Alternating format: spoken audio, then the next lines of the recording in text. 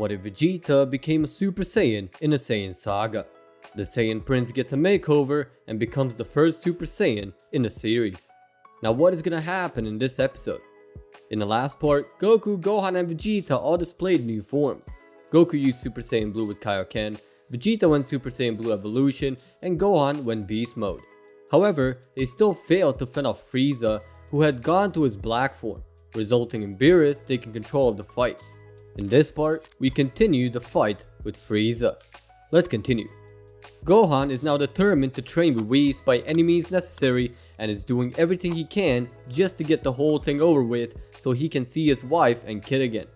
Everyone is mourning their lost ones. Vegeta and Bulma lost their baby daughter Bola, Goku lost his wife Chi-Chi, everyone has lost their someone. And the Saiyans are the only ones that are actually wanting to take matters into their own hands. Even Goten and Trunks vowed to train, despite Bulma's best efforts to prevent them. They formally ask Whis, actually being serious about it. Whis now has a handful of Saiyans to train. Meanwhile, Beerus and Freeza are still battling and Freeza is actually winning. Beerus is losing his focus of Ultra Instinct and can't keep it up for long. Freeza is pushing Beerus to his absolute limits and Beerus has no other choice but to power up as high as he can. Kinda like a final atonement that Vegeta did in a sense. He tries his best, but no matter how much energy he pushes out, Freeza still manages to push back. Beerus eventually drains himself of all energy and dies, turning into stone. Beerus is dead, so it means the Supreme Kai dies as well. Freeza is so worn out, he just exits out of his black form and floats in space, tired out from the battle. He then tries propelling himself to the nearest inhabited planet. Whis senses that Beerus is dead, which means that Shin is also dead. That also means that Whis is decommissioned and that Shinkan drops by. Everyone stops their training to see the Grand Priest about to take Whis back. Seeing all the people on now deceased Beerus' planet, Daishinkan notices a few with potential to become the next god of destruction. Whis is instructed by Daishinkan to train Gohan to become the god of destruction. Whis is surprised to see that Gohan is being picked, but is more surprised to see that Vegeta, whom he picked as a perfect destroyer already, isn't. Not questioning his father's wishes, he agrees and Daishinkan leaves. Whis looks at Gohan, then starts training him and ignores everybody else. Goku and Vegeta now have to train their sons on their own. Before that, Vegeta says they can't become stronger with a tail. Since he already has one, it already works out in his favor. Goku remembers it all, but considering they haven't been born with tails, Goku doesn't think they can make use of it. At that moment, Goku remembers the Dragon Balls, catching on to Vegeta's idea while Vegeta is nodding and smirking. Goku is concerned about using the Earth's Dragon Balls on Beerus' world, so he goes to Namek and asks the Namekians to use their Dragon Balls. The Dragon Balls are collected and Goku summons Porunga, then wishes for the younger son's tails to grow up. The wish is made and Goku thanks the Namekians, while the Namekians wish Goku good luck. Goku comes back to Goten and Trunks completely confused as to why they have tails now and why are their tails making them weak when they squeeze them. Either way, Goku and Vegeta now have to teach them how to make them durable so that they don't feel that weakness. Gohan and Whis are training on their own and Gohan has already gotten the hang of God Ki but cannot properly contain it. Whis is amazed at Gohan's fast learning capabilities and now gets what his father sees in Gohan. Meanwhile, Goten and Trunks are also getting the hang of their tails and are training how to go into their Rosario forms and control it so they have even greater power in their arsenal.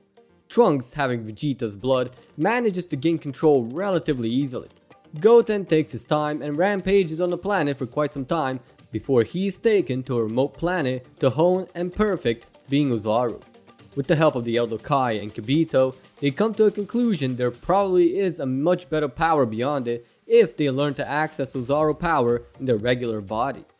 Goku and Vegeta got nowhere to start, so the kids start training up on their own to maximize their power and also to get some practice in the fusion dance, since they haven't done it in a long time and it could be pretty useful to the both of them. Goku and Vegeta train themselves and are quite fast with the whole mastery of their new forms and skills. Goku is pushing Kaioken and Vegeta is honing his evolution as to push even more power out of it. However, they are pretty limited on food and the Saiyans constantly grow, so it's pretty hard to feed them all. since Whis can't really spawn food, and since the Supreme Kai doesn't exist anymore to Beerus dying, they can't spawn any in either. However, Bulma gets an idea and summons Shenron, asking him for 1,000 senzu beans to restore Earth to the way before Freeza arrives, and also to revive everyone that was killed by Freeza and his men. The wishes are granted and Earth is now back, but Goku is scared as to what will happen to the Dragon Balls and where will they disperse. But that quickly gets answered when each Dragon Ball just lands on one of the moons of Beerus' planet. Because the sculpture of Shenron is on Beerus' world, they disperse around the area and of course the planet itself.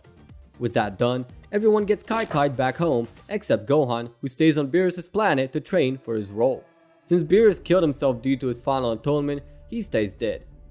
On Earth, Goku, Vegeta, Goten and Trunks decide to train up in the hyperbolic time chamber to get stronger and take Freeza down. Goten and Trunks work on a fusion and are quite skilled, as well as being more mature and their Saiyan nature getting them to train. Goku and Vegeta are proud of their sons training with them. However, since the fusion of the two is very fast with forms, they eventually realize during training that they can go further beyond Uzaru. So they do so, going into Golden Uzaru and eventually revealing a Super Saiyan 4 variant of theirs. Goku and Vegeta are quite surprised to see their son's new form and his power. More importantly, they're more amazed at the fact that the two actually grew up into their adult body, which also gives them an advantage in a fight. Gotenks is now ready to go up against their fathers. Goku and Vegeta go in their Super Saiyan Blue and start the battle. Due to Gotenks' control, they will have a lot more time in their Super Saiyan form before unfusing, pushing the fusion as far as it can go. So, the battle starts and Gotenks is relatively tied with the duo. All three amp their power up and start actually fighting, seeing that the fusion is actually pretty powerful considering Gotenks can keep up with the two Super Saiyan Blue users. Gotenks has shown their potential and are quite inclined on battling Black Frieza on their own due to their ego, even though that ego is suppressed. Goku and Vegeta now see the full extent of Saiyan power. Meanwhile, during Gohan's meditation training, he senses something going on and gets up to take a closer look at it with Whis. You can see Freeza on New Namek trashing it and demanding for their Dragon Balls, along with his new army and also somebody else, 2 Saiyans. He demands for Whis to take him there, however Whis says he's not ready for battle just yet, as much as he wants to go now, it's only going to cause more damage and result in him dying. Gohan doesn't really give a single damn and just wants to see his family again, and so Whis has to succumb to Gohan's request and take him to new planet Namek. Goku and Vegeta get contacted by Whis saying Gohan is going to take Frieza down on his own, and if they got any stronger to come to New Namek because Frieza is currently there and rampaging. Goku and Vegeta are now in a pickle as to what to do because they haven't went beyond their already new forms, but they have Gotenks with them on this, so they decide to go and Kai to New Namek. Goku, Vegeta and Gotenks get out of the chamber, get into clean clothes, and by the time they're ready, Gohan and Whis just touch down on Namek. The trio Kais to Gohan and they start their planning. Since Gotenks has been pushing his fusion, he doesn't know how much longer he can last, as he's already been fused for more than an hour, but will give it his best shot. Goku and Vegeta can surely use their new power-ups to handle their own, and Gohan has his own new tricks. So with that, they all go towards Frieza. Once near his location, they call him over with a blast, and Frieza arrives. Frieza starts taunting them on how they already lost a few days ago, and how they can lose again. However, that's not what the Saiyan infestation thinks, powering up into their own forms.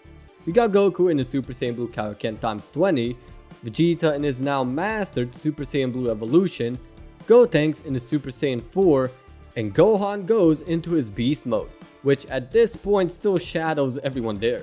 But with Gotenks there and even more power than last time, they are sure they can win. With nothing else to it, Frieza goes into his black form and the battle begins. All 4 power up and all attack Frieza in unison. All 4 combine their efforts to defeat Frieza, and they all have a pretty good chance, considering they have an extra person helping them out. Frieza is actually struggling to keep up, and to add to it all, he hasn't grown as much as Saiyans did. However, the whole thing is about to turn for the worse. On Earth, a time machine appears and Bulma notices, sprinting right out to check it out. Lo and behold, it's future Trunks, and he's badly beaten up. Piccolo is there too, and he helps Trunks on the bench to lay him down, while Bulma is trying to get contact with Whis. She manages to do it and Whis answers, saying he doesn't have time for delicacies, but Bulma says she needs to see Goku and Vegeta. Whis says they're battling Freeza again on Namek and they can't be of use, but Bulma says to at least send Goku since he can't teleport. Whis tries reasoning with Bulma, saying having all of them here heightens their chances of them winning, but being hard-headed as she is, she orders him to get Goku. Whis says he will get there personally and then gets off planet. Gohan watches on to his teacher leaving, getting distracted and getting hit by Freeza. The whole gang is trying to find rhyme or reason to Whis' disappearance while evading Frieza's attacks. Whis in the meantime calls up Kibito to come by to Earth with him to see the commotion that's going on over there.